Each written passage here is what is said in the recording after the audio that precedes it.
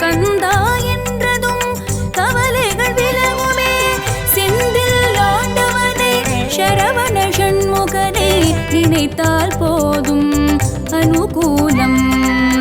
செந்தில் ஆண்டவனை சரவண சண்முகனை நினைத்தால் போதும் அனுகூலம். திருச்செந்தூர் கடலலை திருப்புகழ் கவி பாடும் கந்தா